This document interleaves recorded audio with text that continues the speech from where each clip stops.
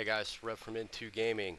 I'm gonna do hopefully a really quick video. There's just a lot of information to cover on in this particular topic of sound attenuation.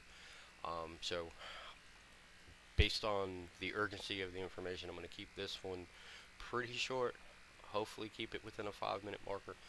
Um, if it goes over, it goes over. But there's just a lot of information.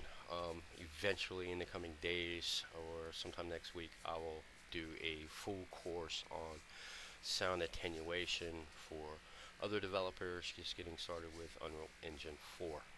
Um, anyway, um, let's just jump right into it. We're going to hit the documentation for it on unrealengine.com. You can Google this easily, UE4 sound attenuation, and you'll get the basic breakdown of what it actually is. And for that definition, right there, sound attenuation is essentially the ability of a sound to lower in volume as the player moves away from it. Closer you are to a sound point, a source, the louder it should be, and as you pull away from it, the volume will slowly drop. How the volume drops is based on the distance algorithm, and it usually uses a distance model attenuation curve. So the engine comes with a handful of the basics, but it also allows you to make custom curves, and that's generally what we're seeing in the PubG 4.3 patch.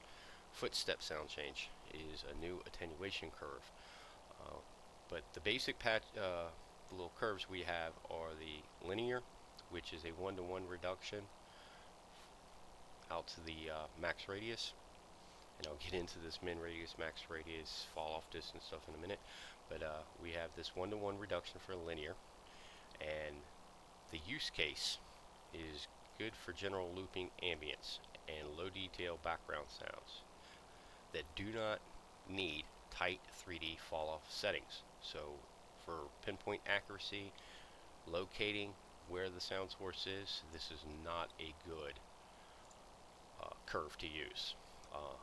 Logarithmic, this is the one you want for 3D sounds. Good for sounds that need more exact 3D positionalization.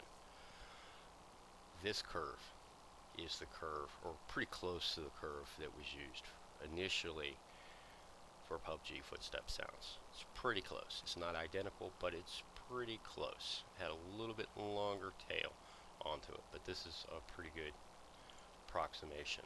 Then you have log reverse, then you have the inverse, natural sound, and you can get a nice use case for this, good for fires or other points of interest, high frequency content, so forth.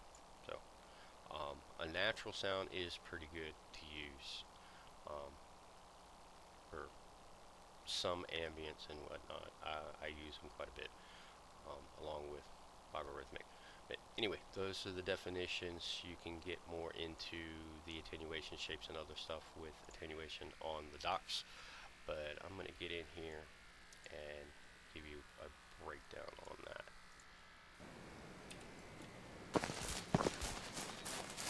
See, I got some bots running around in here, so you'll hear them running periodically.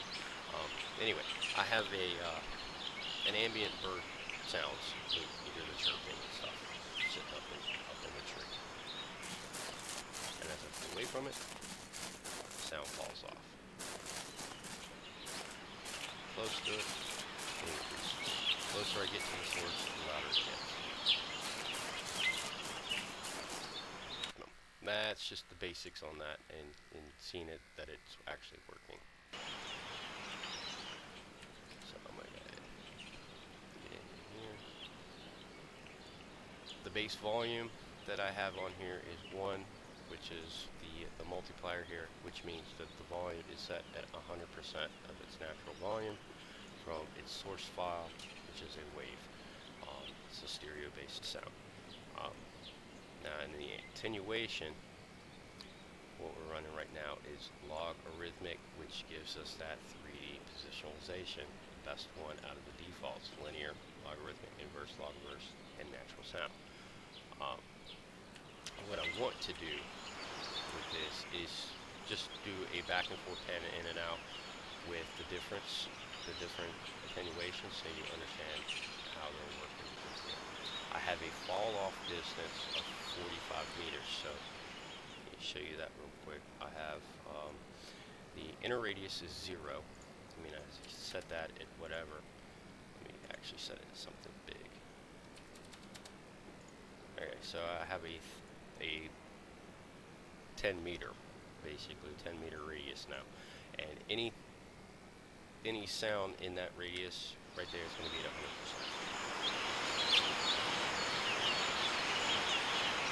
So as long as I'm inside that radius, the volume is at 100%, and the fall off starts from the edge here and out. And that's how the shape stuff, the attenuation shapes work. The spheres are best for this type of stuff. So wherever this edge is, it'll create a fall off distance of 45 meters, so it takes from this point and then generates the fall off out here. You'll see this shrink when I change it. I'm going to change it down to 100, which is 1 meter, and when I do that, this is going to shrink in. So it essentially shrunk in 9 meters. So from the edge here to here is 45 meters, but for footstep sounds, it's 0. So there is no inner radius, or there should be an inner radius. You should just immediately drop off. So let's do linear. This is a linear setup.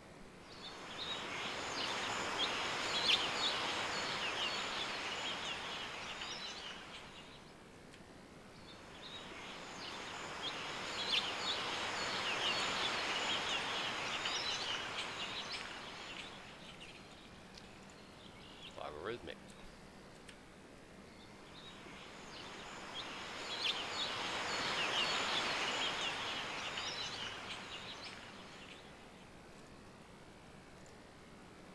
Inverse, I'll speed this up.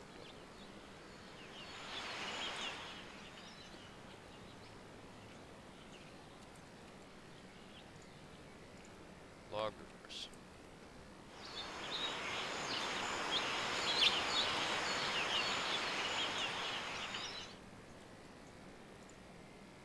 And natural sound.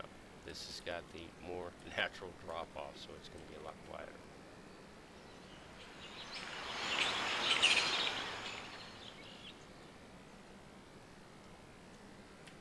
Alright, so we have our basics there. So I'm going to go back to what it used to be for footsteps.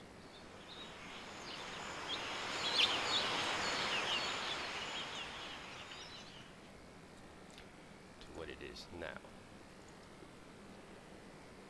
I'll pan this out so you can see it. There's that curve.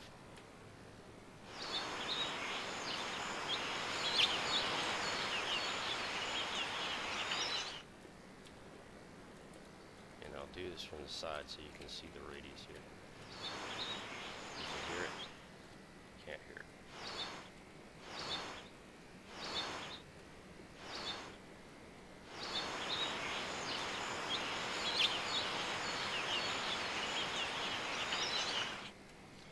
That's the curve.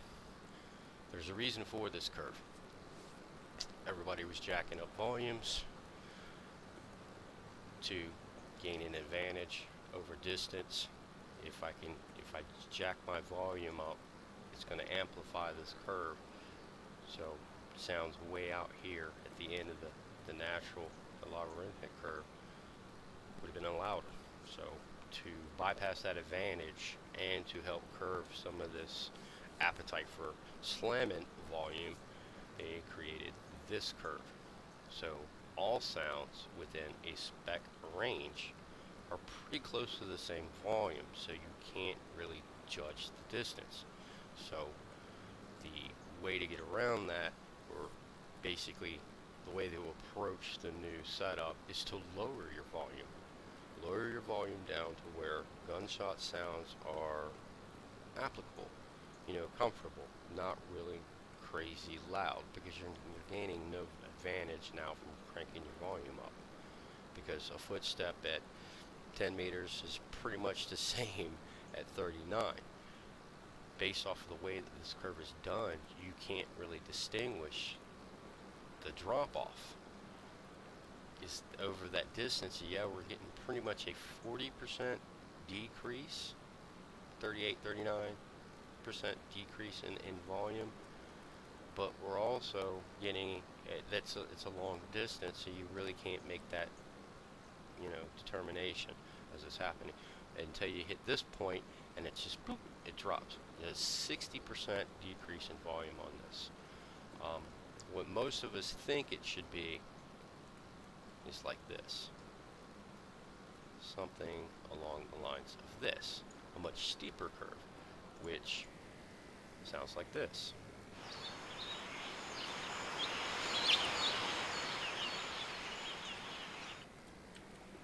We're still getting that drop off right here, but there's a natural climb. You can distinguish the volume changes. So a footstep out here, if we crank our volume up, we hear this, and then we get louder and louder and louder. And you can tell if somebody is coming toward you or not.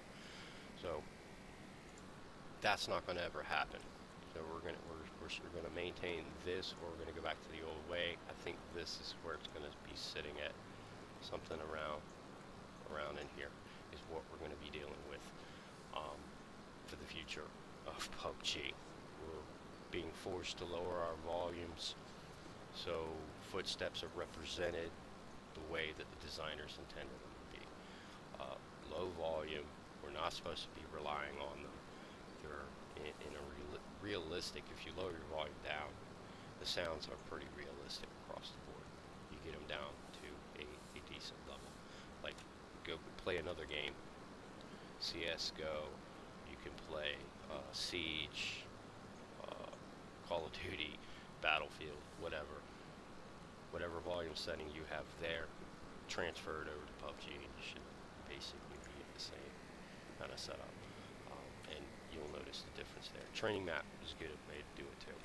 I personally am going to hit the training map, adjust my volume based off of that, and then work from there. I don't like loud gun sounds in my ear, especially when I fire and it's just popping in my ear. So best approach is to go through and hit the training map, lower your volume to where your gun sound good, and just let footsteps be what footsteps would be. They're not going to increase the volume of the file. That's just the bottom line. They're not going to come up here and change this volume. It breaks their design. So anyway, hopefully all this information has helped you out. If you have more questions, always ask. I'm glad to fill in the blanks for you as best I can. I'm always learning new things in the engine, constantly learning new things in the engine. So ask away. Thanks for watching.